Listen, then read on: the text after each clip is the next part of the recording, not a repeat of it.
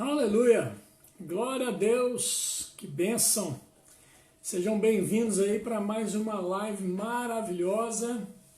Nós já estaremos aí tendo a oportunidade de falar sobre assuntos que vão edificar a sua vida com toda certeza. Então nós já estamos aguardando aí os nossos convidados para chegarem e meu amigo Tiago Freitas, que já entrou, deixa eu chamá-lo aqui para participar com a gente. Já está. Pessoal, aproveita aí para convidar aí as pessoas para estarem se conectando. Meu amigo Tiago Freitas. E aí, pastorzão, bom demais? Bom demais, você já está virando sócio aqui. É, benção demais, viu? Coisa boa. Tudo certo por aí? Tá tudo certo, graças a Deus. Tá frio aí em Belo Horizonte? Aqui tá. Rapaz, tá com quantos graus aí? Essa noite teve, de sábado para domingo, teve lugares que a sensação térmica foi -1. Chegou a 10 graus e a sensação térmica de -1. Essa madrugada, o pessoal ali da região do condomínio perto do pastor ali, da Cristina, ela colocou, por exemplo, 9 graus, bateu 9 graus lá, sabe? Sei lá, Meu Deus, que dureza, hein? E por aí? Aqui tá gostoso, tá fresquinho, tá aí. Agora nós estamos com a temperatura de uns 15 graus, mais ou menos, tá gostoso. Ainda tá dando para colocar a camisa de manga. 15 graus pra gente aqui é frio, viu? Rapaz, tá gostoso aqui. Eu só fico lembrando daquele caos lá dos gaúchos e a temperatura. Você tá doido. Coisa boa. Pessoal, sejam bem-vindos aí todos vocês. Que bom tê-los aqui conosco. Nós vamos falar aí sobre assuntos maravilhosos a respeito das coisas que hão de vir. E nós fizemos um bate-bola com o Tiago Freitas há uns 21 dias atrás, mais ou menos. O negócio foi tão bom que resolvemos fazer uma segunda etapa, porque tinha muito assunto para a gente tratar e o povo foi correspondendo. Então aproveita, convida eles aí, porque nós vamos falar de coisas maravilhosas. Convida todo mundo aí para estar junto com a gente, que vai ser bom, viu? Aí vocês voltaram com os cultos já? Não, negativo. Nós estamos ainda fazendo culto via internet. A gente vai até a igreja, mas transmite a partir de lá. Só dia 31 de maio que a gente pode voltar aos cultos, mas ainda não sabemos detalhes, como é que isso vai proceder, né? Estamos aguardando as decisões do governo. Mas é isso. Tiagão, suas primeiras considerações aí, pode cumprimentar o povo aí, fica à vontade. Chama o povo para vir participar da live. Obrigado aí pelo convite, né? Pela oportunidade. Eu gosto pouco de falar desse tema, né? Desses assuntos. E incentivar você que está nos acompanhando aí, solta o dedo no coração, envia esse convite aí para mais pessoas. Eu tenho certeza que a gente vai ser bastante esclarecido, né? Eu vou mandar aqui, aproveitar e vou mandar aqui para algumas pessoas que eu estou vendo aqui, ó, convite para o povo participar. E tem muita gente boa aqui para poder participar com a gente, rapaz. Olha só. Vamos convidar o povo aí. Não deixe convidar não, gente. Vamos lá. Vamos participar. Mário Honório. Glória a Deus, muita gente aí, ó. Juliana Ferreira, obrigado aí pela participação, né, por estar com a gente. Benção demais. Mandei alguns convites aí também. Então você também aproveita, manda um convite para o pessoal estar conosco. Tiago, o tema de hoje, para o pessoal já começar a se inteirar aí, nós vamos falar aqui a respeito de bodas do Cordeiro, nós vamos falar a respeito de milênio e vamos falar a respeito de Nova Jerusalém. Tem um Armagedon no meio do caminho aí também, não tem não? Tem um Armagedon aí para a gente poder ver aí o que vai acontecer, rapaz.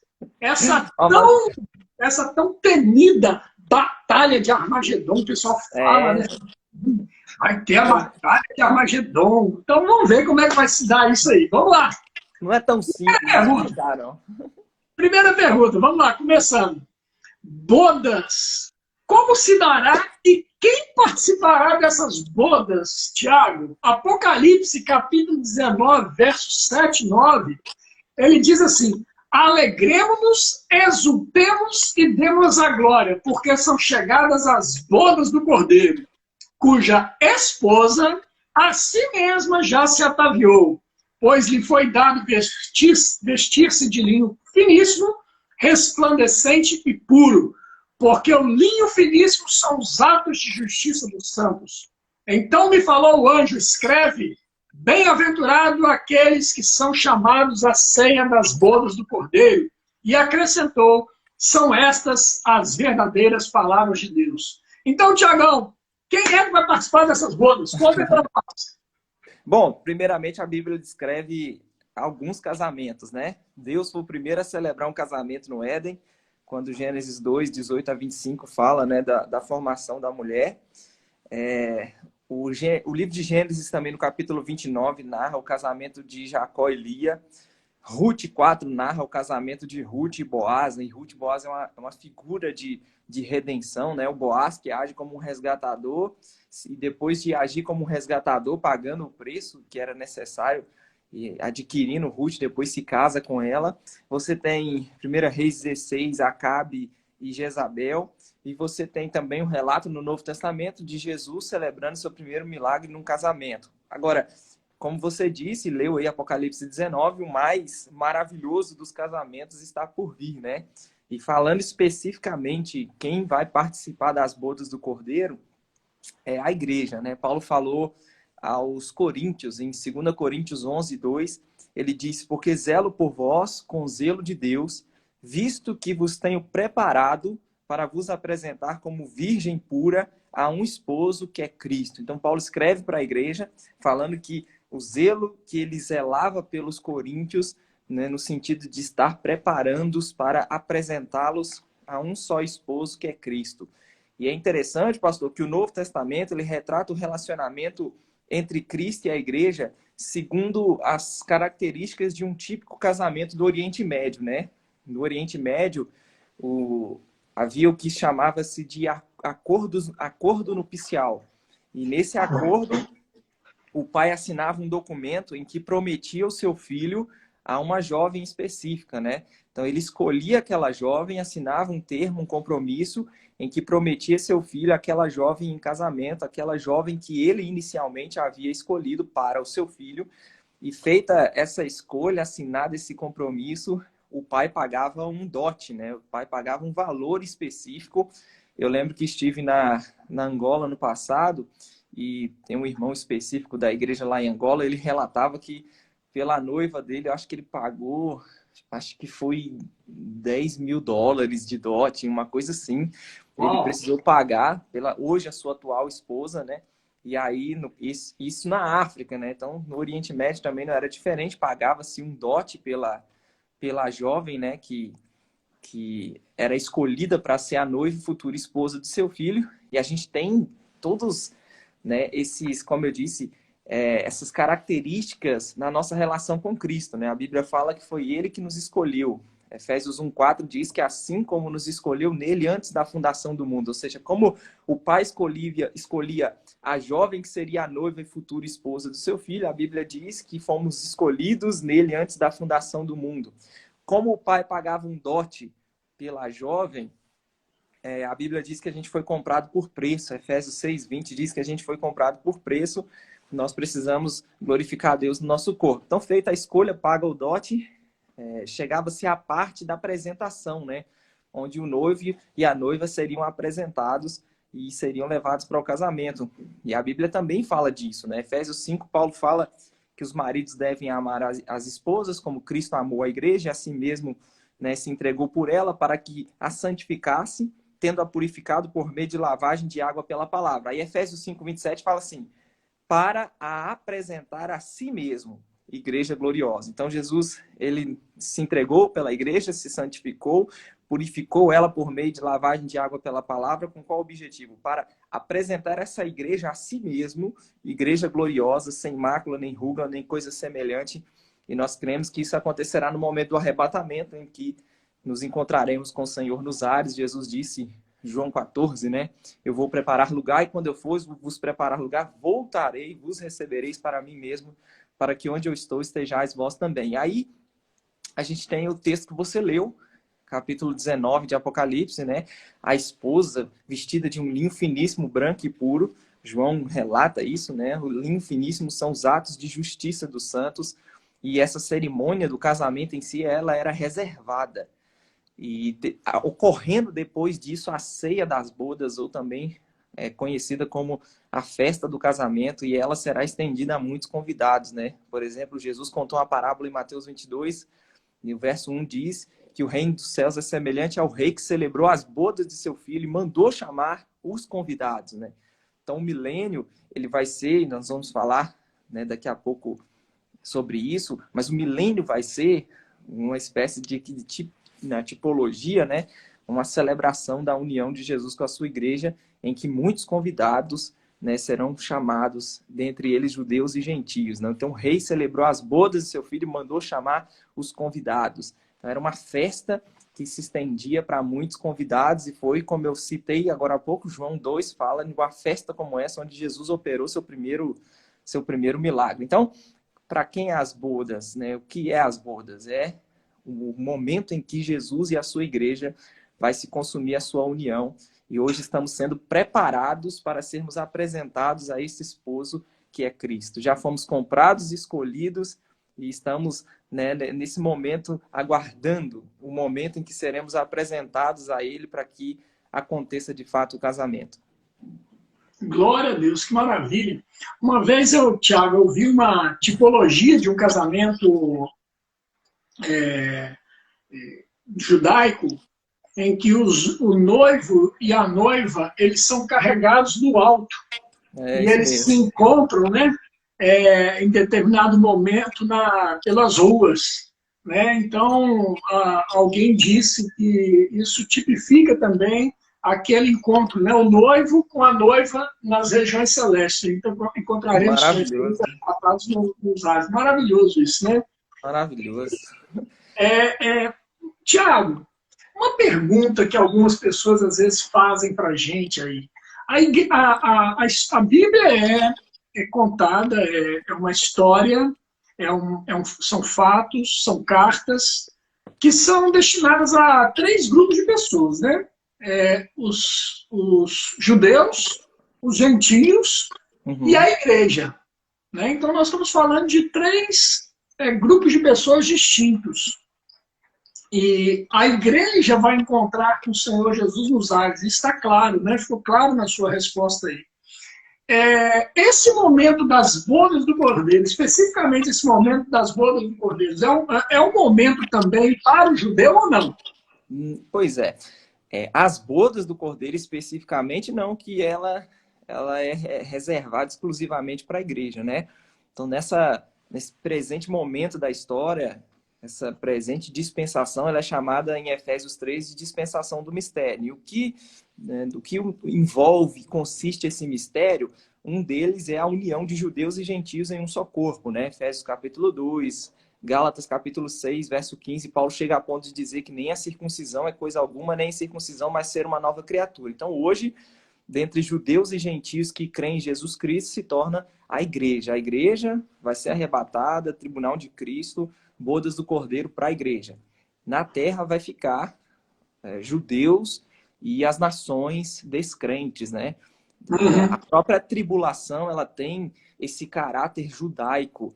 Ela é a última semana da profecia de Daniel, onde o anticristo, né, um líder, vai fazer uma aliança com muitos envolvendo Israel, vai perseguir, vai quebrar essa aliança, vai perseguir Israel. Então a tribulação, ela é chamada, esse caráter judaico da tribulação, ela é chamada de hora da angústia de Jacó. Daniel falou que é um tempo de angústia, o qual nunca houve, não haverá outro igual. Jesus falou a mesma coisa no seu sermão de Mateus capítulo 24. Então, judeus e gentios não participam, descrentes, né? Então, qual é a diferença? Hoje, de judeu e de gentio. Judeu, as nações, creu em Jesus Cristo, é a igreja, é o corpo de Cristo, é esse novo homem, e vai experimentar o que está destinado à igreja.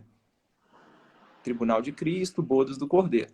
Sobre a terra, judeus que foram descrentes, nações descrentes, aí experimentará a tribulação e todos os propósitos que se cumprirão no período tribulacional. Na segunda vinda, aí sim, depois do casamento, das bodas do Cordeiro, que ela acontece no céu, né? É importante deixar isso claro, porque o Apocalipse descreve as bodas no céu. Apocalipse 19, 7 e 8 que você leu, a segunda vinda ela só vai ser relatada a partir do verso 11, e na segunda vinda, quando João vai narrar e descrever a segunda vinda, ele fala do céu aberto, de um cavalo branco, seu nome se chama Fiel e Verdadeiro, julga e peleja com justiça. Ninguém tem dúvidas que o Apocalipse está se referindo a Jesus e na sua segunda vinda. Só que o texto diz que ele não volta sozinho, ou que ele não voltará sozinho, né? 19:4, Apocalipse 19:14 diz: seguiam nos exércitos que há no céu, montando vestiduras brancas, montando cavalos brancos com vestiduras de linho finíssimo, branco e puro. Obviamente, né? Seguindo e respeitando o contexto, o texto acabou de dizer que é a esposa que foi vestida de um linho finíssimo, branco e puro, como Jesus já havia prometido lá atrás, no próprio livro de Apocalipse, à igreja de Sardes, que os vencedores seriam vestidos de vestiduras brancas e que de modo nenhum teriam seus nomes apagados do livro da vida. Então, as bodas no céu para a igreja, Jesus volta com a igreja para a terra. E ao voltar com a igreja para a terra, aí sim tem todo um tratamento que vai ser dispensado àqueles que estiverem na terra, dentre os judeus e também as nações. Muito bom. Queria agradecer a presença do pastor Jean, lá de Lagoa Santa. Pastor Anderson Leiner também entrou aí. Sejam bem-vindos, viu, queridos? Muito bom. Nós estamos aqui batendo um papo a respeito das coisas futuras com o Tiago Freitas. Você que ainda não convidou ninguém, convida aí, cola o dedo aí nos seus convidados, nos seus amigos aí, nas suas conexões e faça o convite. E vai mostrar um livro aqui, pastor? Mostra o livro, olha que bênção. Enciclopédia Popular de Profecias. Bom, esse livro é esse? Na verdade, é uma série, né? São mais de 140 tópicos comentados por diversos estudiosos de profecias diferentes. Uau, que bênção. Não tem um autor específico, né? Ele pega em ordem alfabética aqui os temas da profecia, não sei se vai conseguir ler aí, e aí cada tema da profecia especificamente é retratado por um estudioso diferente. Então, para quem quer começar a estudar a escatologia, esse aqui é bem legal. Maravilha! Você que está no Brasil tem o privilégio de ter esses livros aí, aproveita. Eu já vou dar um jeito de encomendar para o próximo que vier aqui para trazer para mim. Que maravilha! Muito bom. Tiago, milênio. Não, tem o Armagedon. Será esse milênio? Tem o Armagedon antes. Pois é. Haverá salvos, gentios e judeus. Como se dará a tão falada batalha de Armagedon? Né? Então, nós temos aí o Armagedon e o milênio. Sim. Fala para nós como é que vai se dar esse processo cronologicamente e também o que cada um representa, como é que vai ser isso. Conta para nós, por favor. Então, o Armagedon ele não é tão simples assim de ser explicado. A gente pode resumir, mas falar de tudo que vai envolver o Armagedon é um pouquinho extenso, né? Ele acontece pelo menos em 8 fases, né? 8 estágios. E é uma série de textos que você precisa uni-los, né? Para ter essa imagem, montar esse quebra-cabeça. Mas a expressão Armagedon, ela vem do Apocalipse capítulo 16. Você, quando lê a sexta taça sendo derramada, ela secará o rio Eufrates. O texto diz claramente que vai preparar o caminho para os reis que vêm do lado do nascimento do sol. Então, Apocalipse 16, verso 16, diz que eles se ajuntarão num lugar que em hebraico se chama Armagedon. Aí um pouquinho de história, né? Armagedon, ele é descrito, como eu disse, em vários textos, e o Armagedon vai ser uma reunião de exércitos. O anticristo vai reunir os exércitos da terra nesse lugar, que em hebraico se chama Armagedon. E esse lugar é na planície de Esdrelon, em torno da colina do Meguido. Esta área é localizada ao norte de Israel, aproximadamente 30 quilômetros a sul-sudoeste de Haifa e 80 quilômetros ao norte de Jerusalém. Esse lugar já testemunhou outras batalhas, né, como pode-se ler no livro de Juízes, entre Gideão e os Medianitas e etc. e tal. Então, Armagedon seca o rio Eufrates, prepara o caminho dos reis que vem do lado do nascimento do sol, e como eu disse, cada uma dessas fases em que ele acontecerá. O Apocalipse 17, 18 narra a queda da Babilônia, e aí uma longa história, o que vem a ser essa Babilônia, né? Já teria que fazer uma live específica só sobre isso, mas também fala, Zacarias 12, 14, como também uma das fases do Armagedon, o sitio contra Jerusalém, ou seja, de acordo com as profecias, o anticristo vai procurar vir contra Jerusalém, contra os judeus, perseguindo os judeus, depois da metade dos 7 anos, onde o aliança e o tratado vai ser quebrado. Então, Zacarias 12, capítulos 12, 13 e 14, fala sobre isso, né? Fala sobre esse sitio contra Jerusalém. Né, em conexão com o Armagedon, nós temos também a segunda vinda, o arrependimento de Israel. A Bíblia fala dos judeus se voltando em arrependimento para o Senhor. Zacarias 12, 10, olharão para aquele a quem transpassaram, vão prantear sobre ele. Oséias fala sobre, estando eles angustiados, cedo me buscarão dizendo, vinde, tornemos para o Senhor, porque ele nos despedaçou e nos sarará, fez a ferida e a ligará. Então mostra esse arrependimento da nação de Israel, e é importante notar isso porque a igreja não substitui Israel nas profecias e alianças específicas que Deus fez com a nação de Israel, né? Então, a segunda vinda, o Armagedon, o anticristo e seus exércitos reunidos para pelejar contra aquele que estava montado no cavalo e contra o seu exército. O apóstolo Paulo diz que ele vai aniquilar o homem da iniquidade com o sopro da sua boca, vai destruí-lo pela manifestação da sua vinda. O Apocalipse fala dele sendo lançado no lago que arde com fogo e enxofre, né? Apocalipse capítulo 19, verso 20, né? A besta aprisionada e ela lançada no lago que arde com fogo e enxofre.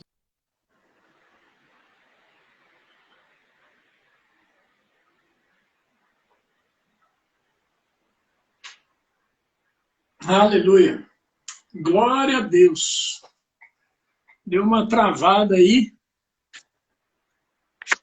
Deixa eu ver como é que está aqui a minha conexão. Tá boa. Está me ouvindo? Dá um joinha aí. Parece que caiu o Thiago Freitas. Vou aqui ver se ele entra novamente. Esperando ele entrar novamente. Nós estamos falando aí sobre o Armagedon. Ele está falando agora especificamente sobre o Armagedon. Está muito bom.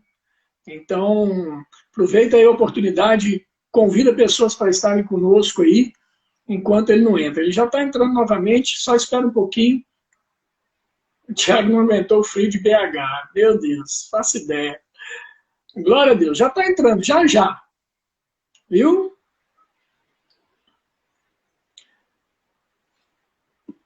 Obrigado, Paulo, pela informação. Era só o Thiago que estava travando mesmo, né? Então é algo lá, pessoal dele lá, mas ele já deve estar restabelecendo a conexão dele lá, provavelmente algum problema técnico lá, e ele já estará conosco. Ele estava falando a respeito do Armagedon, então não desliga não, desconecta não, aproveita a oportunidade e convida outras pessoas aí, ó, enfia o dedo aí nesses convidados seus aí, nesses amigos seus aí, chama para participar, né? Tem muita gente aí que pode vir fazer parte conosco, né? Aproveita, vai ser bom, vai ser maravilhoso. Glória a Deus. Tem aí, ó, André Carvalho. Ei, André. André é uma bênção. Pronto. Oh, aleluia. Cátia Silene, olha que bênção. Minha Tá ligado? internet caiu. Caiu e o Tiagão voltou. Tiago, você estava falando a respeito do Armagedon. Siga em frente aí, meu irmão. Pois é, me perdoe aí pela... Do nada ali, ela caiu. Inclusive, eu estou no 4G aqui e o sinal aqui em casa não é tão bom. Então, pode ser que a gente tenha alguns problemas, né? Mas, igual eu estava dizendo, o Armagedon, ele acontece, né, juntando todos os outros textos que falam sobre o tema. Você tem cada uma destas fases, né? E o Apocalipse mostra, em conexão com o Armagedon, a segunda vinda. Então, a segunda vinda, os exércitos, o anticristo com seus exércitos estão ali reunidos. A Bíblia fala que a besta e os reis da terra, o anticristo vai ser aprisionado, lançado no lago que arde com fogo e enxofre. O Senhor Jesus diz que, Paulo diz que o Senhor Jesus vai aniquilá-lo com o sopro da sua boca, vai destruí-lo pela manifestação da sua... Então, ele é lançado no lago que arde com fogo e enxofre. E aí nós temos o período do milênio descrito no capítulo 20 de Apocalipse, né? Então, o Apocalipse fala: vi descer do céu um anjo que tinha na mão a chave do grande abismo, a corrente. Ele segurou o dragão, que é o diabo, Satanás, e o prendeu por 1000 anos. Lançou ele no abismo, fechou e pôs selo sobre ele para que não mais enganasse as nações, até que se completassem os 1000 anos. Depois disso, a Bíblia diz que ele tem que ser solto. E depois, né, depois de falar um pouquinho do milênio, a gente fala do porquê que ele tem que ser solto, mas a Bíblia fala que depois dos 1000 anos é necessário que ele tenha que ser solto. E o milênio, ele vai ser um período, né, maravilhoso sobre a Terra. Vários livros do Antigo Testamento, principalmente o profeta Isaías, fala de características do milênio, né? Não dá tempo de ler todos os versículos, mas a Bíblia fala que será um período onde a glória do Senhor vai cobrir toda a terra, né? A terra se encherá da glória do Senhor como as águas cobrem o mar. Então pensa que coisa maravilhosa. Isaías fala de um tempo de glória, Isaías fala de um reino de justiça. A Isaías fala também, né, de uma maldição da terra será eliminada. As pessoas viverão, né, muito tempo, longevidade de vida. Isaías 65, por exemplo, fala que morrer aos 100 anos vai ser morrer jovem. Quem pecar aos 100 anos será amaldiçoado, né?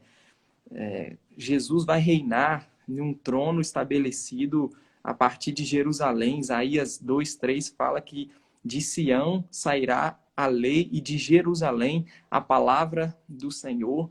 Para nós, aqueles que tivermos com corpos glorificados, né? É importante notar isso e lembrar disso, né? No momento do arrebatamento, lá atrás, né? Antes da tribulação, antes do início da tribulação, os mortos ressuscitarão incorruptíveis e nós, os vivos, Paulo descreve incorruptibilidade e imortalidade. Esse corpo corruptível se revestindo de incorruptibilidade, o que é mortal se revestindo de imortalidade, galardões no tribunal de Cristo, bodas do Cordeiro e retorno com Jesus para a terra.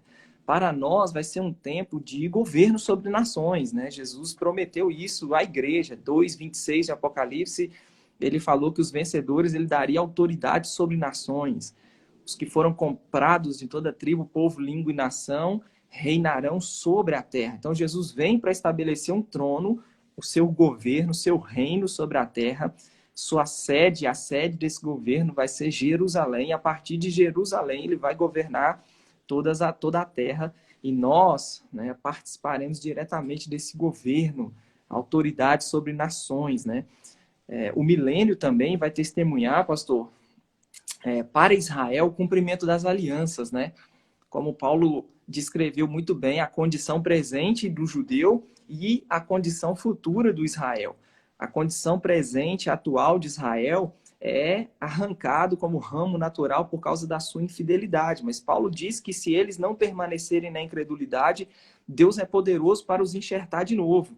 Então, o que ao final da tribulação será testemunhado é exatamente isso. Uma nação que se arrependerá, né? Olharão para aquele, como eu acho que eu estava mencionando isso antes da internet cair, olharão para aquele a quem transpassaram, estando eles angustiados, cedo se voltarão para o Senhor, dizendo, vinde, tornemos para o Senhor. Então, o anticristo, como eu disse, no Armagedon, tendo como objetivo eliminar de forma definitiva os judeus, haverá a segunda vinda, Zacarias fala dos pés do Senhor sobre o Monte das Oliveiras, e ele intervindo a favor de Israel, livrando esse Israel arrependido.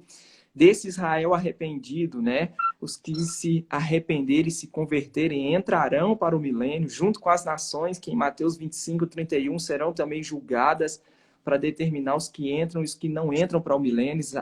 Mateus 25, 31, Jesus fala dos que estiverem à sua direita e dos que estiverem à sua esquerda.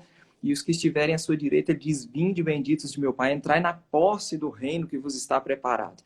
Então, no milênio nós teremos aqueles que tiveram seus corpos glorificados, transformados no momento do arrebatamento. Na segunda vinda, os que foram mortos durante a tribulação, os mártires da tribulação, que recusaram o anticristo, a marca da besta, eles, Apocalipse 20, verso 4, fala sobre isso, eles reinarão, ressuscitarão e reinarão com Cristo. Mas também nós teremos essa turma que vem da tribulação, vivos, que entram para o milênio com corpos naturais, né? E isso explica muita coisa. Explica o porquê que, por exemplo, Satanás tem que ser solto ao final do milênio. Explica o porquê Isaías menciona que viver, morrer aos 100 anos é morrer ainda jovem, ou seja, longevidade. Então, a morte mencionada por Isaías não pode se referir a nós que estamos em um corpo imortal, incorruptível. Uhum. Isaías fala de crianças, não haverá nela, no mesmo contexto do capítulo 65, a partir do verso 17, não haverá nela crianças para viver poucos dias, ó crianças. Relação matrimonial, crianças nascerão, não pode, obviamente, se referir a nós, porque Jesus falou que no corpo da ressurreição não se casa nem se dão em casamento. Então, como explicar isso? Na segunda vinda, as nações, tanto Israel como as nações, serão reunidas, né? E ao serem reunidas, serão reunidas para determinar os que entrarão e os que não entrarão para o milênio. Então, estes que vierem da tribulação e que entrarem para o milênio, entram com seus corpos que ainda não foi transformado. Uhum. Pelo fato de não ter sido ainda transformado, se cumpre, né, aquilo que esses textos, principalmente esse capítulo 65 de Isaías menciona. Então, Israel, durante o milênio, vai experimentar o cumprimento das alianças que ainda não se cumpriram, porque eles foram infiéis a Jesus na sua primeira vinda. Então, a aliança que Deus fez com patriarcas, no exemplo de Abraão, prometeu uma descendência, a terra, a posse da terra, prometeu a Davi que um descendente dele se assentaria no trono e reinaria, prometeu uma nova aliança, o Espírito derramado, um novo coração. Israel ainda não experimenta o cumprimento dessas alianças por causa da sua infidelidade, mas como Paulo ensinou em Romanos 11, o Israel vai ser salvo por amor de Deus aos patriarcas, porque os dons e a vocação de Deus são irrevogáveis. Então, o milênio testemunhará para Israel o cumprimento destas alianças. Para nós, governo junto com Jesus, como o próprio Jesus prometeu, os vencedores, ele disse que daria se assentar com ele no trono. Então, imagina um tempo, pastor, onde a criação vai estar restaurada. A Bíblia fala sobre a glória do Senhor tomando conta da terra, Isaías 11, 19. Imagina o leão comendo a palha como boi. Imagina Satanás preso, bem diferente da condição atual, onde Pedro diz hoje, na condição atual, que Satanás anda em derredor procurando alguém para devorar. No milênio, a Bíblia diz que Satanás vai estar preso. Então, imagina 1000 anos sem nenhuma interferência de Satanás na criação. Então, o milênio vai ser um período maravilhoso sobre a Terra, de inúmeras transformações, inúmeras características são mencionadas por toda a profecia a respeito desse período. E aí nós temos também, e é importante ressaltar, o final do milênio, né? E ao final do milênio, Satanás vai ser solto de sua prisão. Apocalipse capítulo 20, verso 7 fala sobre isso, né? Quando se completarem os 1000 anos, Satanás será solto de sua prisão e sairá fazer o quê? O texto diz claramente, sairá seduzir as nações que há nos 4 cantos da terra, Gog e Magog, a fim de reuni-las para a peleja. O texto diz que, infelizmente, o número daqueles que se levarão pela tentação de Satanás é como a areia do mar. Infelizmente, o texto diz que o número destas é como a areia do mar. Então, o fim do milênio vai revelar a corrupção, o coração corrupto, né? Que ainda, dos homens que ainda estarão dispostos a crer nas mentiras do diabo durante o milênio, porque ele está preso, né? Então não vai ter nenhuma influência, nenhuma interferência dele. Ele tem que ser solto porque essa nova raça que nascer durante o milênio precisa, né, precisará ser tentada por ele, como Adão foi tentado, como Jesus foi tentado, né? Nós passamos pela mesma experiência, pelo mesmo processo. Essa nova raça vai ter que ser tentada. E, infelizmente, o texto mostra uma multidão como a areia do mar, como o texto diz no verso 8, né? Número como a areia do mar que se deixarão ser levados pela tentação. O texto diz que cairá fogo do céu e os destruirá. Apocalipse 20, verso 9. E aí sim, só então, o Satanás vai ser lançado no lago que arde com fogo e enxofre, onde já se encontram o que já haviam sido lançados anteriormente, a besta, o falso profeta, serão atormentados de dia e de noite pelos séculos dos séculos. E aí nós temos imediatamente depois disso o juízo de todos os ímpios, né? O juízo do trono branco. Então, o juízo de todos aqueles, em todas as fases ou momentos da história, ou todas as dispensações que foram infiéis e não creram, o juízo do trono branco, eles serão julgados e lançados no lago que arde com fogo e enxofre. Muito bom. Queria agradecer a presença de alguns colegas nossos de turma. Tem aí o pastor Vitor Favorito, lá do Verbo Guarapari. Estarei com ele hoje às 23 horas aí do Brasil, daqui de Portugal, às 19 aí do Brasil, com ele, numa live muito especial. Eu já ia falar, se é 23 horas do Brasil, vai ser tarde para você ir, né? Não, é 23 horas daqui. Tem aí a Kátia Silene, tem o Paulo Pimenta, tem a Ângela Cury, tem um monte de gente aí que está aí, que são colegas, participaram conosco, ou no Rema, ou na Escola de Ministros, né? Estiveram conosco. Que benção. O Paulo Pimenta deve ter vindo ver se a gente está pregando direito. É verdade, ele deve ter vindo aí para poder fazer uma avaliação, mandar lá para Carrombé. Cibele também, quanto tempo? Pois é, Cibele, muita gente preciosa. Queridos, amamos todos vocês, viu? Tiagão, eu queria falar um pouquinho agora a respeito. Aconteceu isso tudo. Juízo, os ímpios foram julgados, o Armagedon aconteceu, o milênio aconteceu, né? Tudo isso aconteceu. E, de repente, novos céus e nova terra. Nós vamos mesmo para uma outra terra? Vai ser destruída essa terra que nós conhecemos ou não? Nós vamos viver aqui ou vamos subir para o céu e ter uma mansão celestial toda feita por Deus para nós? Como é que se dá isso? E para o desfecho final, a Nova Jerusalém. Conta para nós um pouquinho a respeito disso, Tiago. Como é que se dá isso aí? Bom, o que Deus vai fazer com a criação é o que ele fez com Jesus na ressurreição, né? Então, o que ele fez com Jesus na ressurreição é o que ele vai fazer com o seu povo e é o que ele fará com toda a criação, né?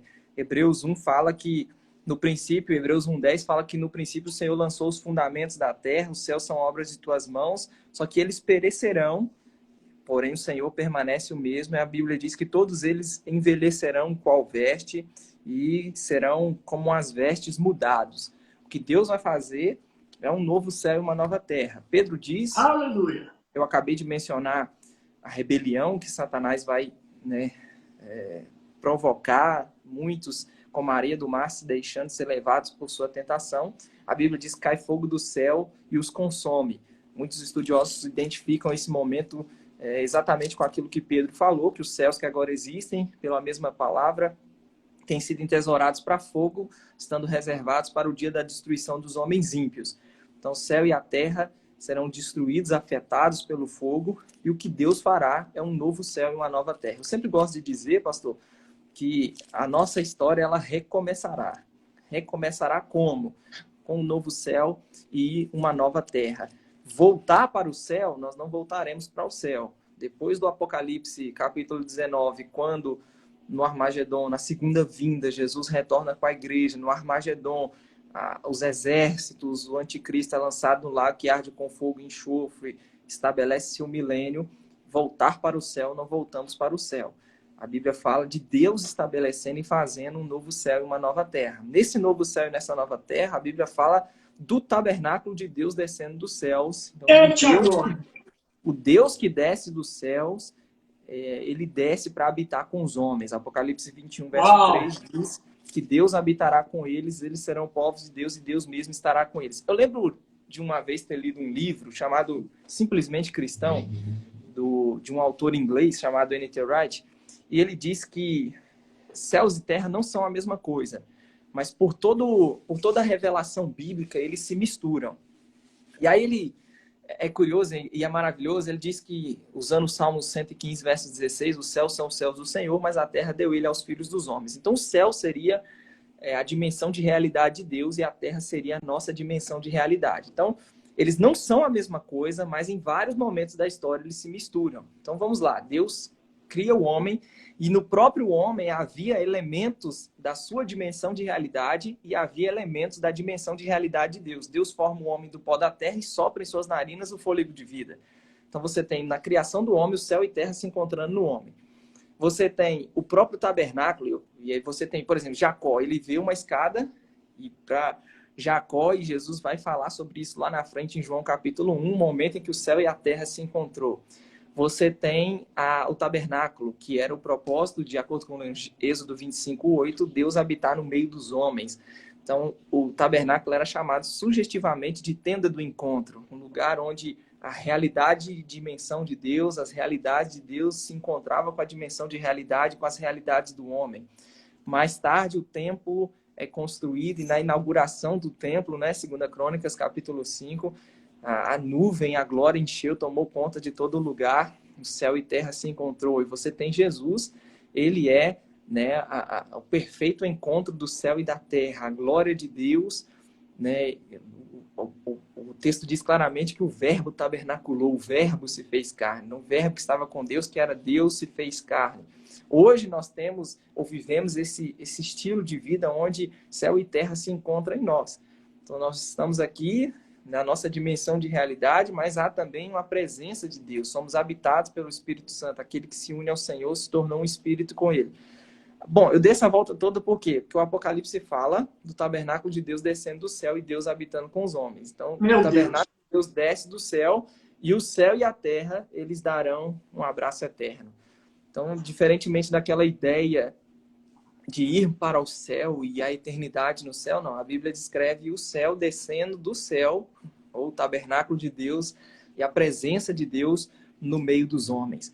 Eu fiz um IGVT esses dias falando sobre o Apocalipse, como o Apocalipse testemunha a vitória final de Deus, e não só a vitória final de Deus, juízo sobre Satanás, lançado no lago de fogo, anticristo, lançado no lago que arde com fogo e enxofre, mas também como o Apocalipse testemunha o pleno cumprimento do que era plano e propósitos originais de Deus, né? Compara Gênesis e Apocalipse. É incrível as semelhanças.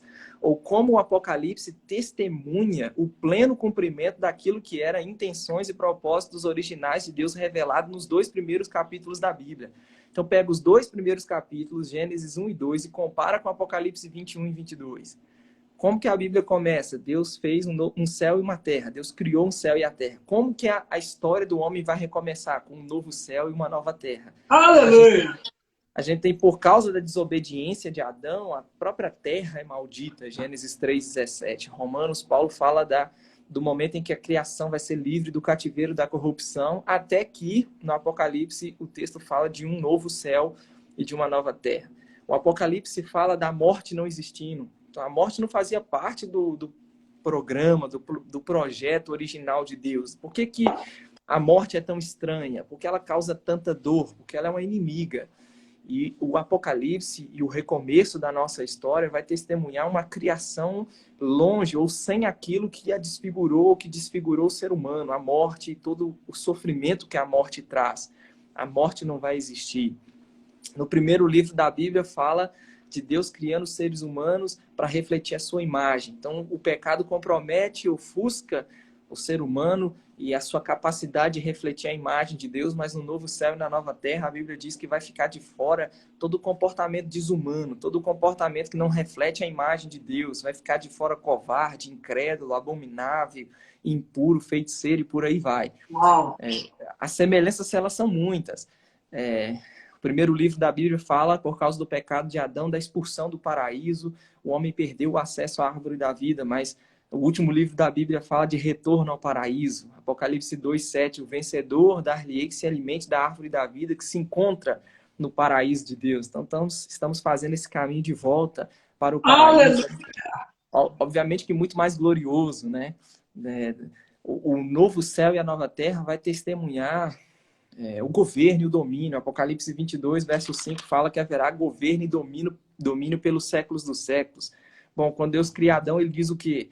Ele cria com qual propósito? Ele cria para o propósito de governar e dominar sobre a criação. Então esquece, né, talvez alguém que nos acompanhe pensava até agora naquele céu imaterial com almas vagando pela eternidade. Esquece isso. O novo céu, a nova terra, nós seremos seres humanos em corpos incorruptíveis, imortais, corpos de glória, habitando uma nova criação, um novo céu e uma nova terra. E nesse novo céu e nessa nova terra, tudo que é talento, habilidade, dom que Deus originalmente deu ao ser humano, para que ele, né, governasse, dominasse sobre a criação, isso vai ser perfeitamente aperfeiçoado, divinamente aperfeiçoado. O ser humano, né, realizando todos esses talentos e dons em todo o seu potencial. E como o texto termina dizendo, estas coisas, elas em breve acontecerão, e como Pedro diz, o que nós aguardamos é isso, é um novo céu e uma nova terra. Rapaz, que coisa preciosa. Sabe, Freitas, durante muito tempo eu me enquadro nesse grupo de pessoas que acreditavam que nós iríamos subir e iríamos viver eternamente sentado numa nuvem, tocando umas harpinhas igual anjo. Não, e assim, o céu ia ser o lugar mais monótono do mundo, né? A Willa fala a mesma coisa, né? É porque as pessoas não leem os últimos capítulos da Bíblia, né? Isso. Elas não leem, e o que quando elas leem o Apocalipse, elas concentram toda a sua atenção na 144.000. Não que não seja importante e não tenha lugar na profecia, e não será cumprido um propósito específico nos 144.000 judeus das 12 tribos, né, de Israel. Mas elas só se concentram nisso, elas só se concentram nos 144.000, elas só se concentram no anticristo, na marca da besta. Alguns falam superficialmente alguma coisa sobre o juízo dos selos, das trombetas e das taças, mas é só, como nós falamos do Armagedon, elas se concentram em alguma coisa do Armagedon, mas não leem a beleza do livro, não leem a totalidade do livro, não leem, como eu descrevi aqui, os capítulos 21 e 22, e como eles testemunham, né, o pleno cumprimento das intenções e propósitos originais de Deus, né? Então, uma leitura superficial desses versículos, não precisa nem estudar muito, né, investigar muito, mas uma leitura superficial desses versículos já ilumina completamente a nossa forma de enxergar como vai ser a nossa eternidade. Como vai ser a nossa eternidade? Nossa eternidade vai ser no novo céu e na nova terra, livre de tudo o que o pecado trouxe, de todas as consequências que o pecado trouxe, uma perfeita comunhão entre Deus e a sua criação. Deus sempre quis ter uma grande família, e o Estado Eterno vai testemunhar exatamente isso. Deus e a sua grande família habitando uma criação toda ela livre de tudo que a corrompeu. Aleluia. Em 1988, Tiago, acho que você não era mais nascido ainda. Eu nasci em 86, quase. Então quase. Mas em 88, eu tive a oportunidade de estudar 2 livros que estavam recém-chegados no Brasil. Um chama O Nome de Jesus e o outro Autoridade do Crente. E aqueles 2 livros de Kenneth Hagin começaram a abrir minha cabeça para muita coisa da Palavra de Deus. E logo a seguir, que eu estudei esses 2 livros, durante um ano inteiro, foi a igreja nos proporcionou um treinamento baseado nesses 2 livros. Logo a seguir, me apresentaram um outro livro, que eu esqueci o título dele, mas ele trata a respeito do Apocalipse.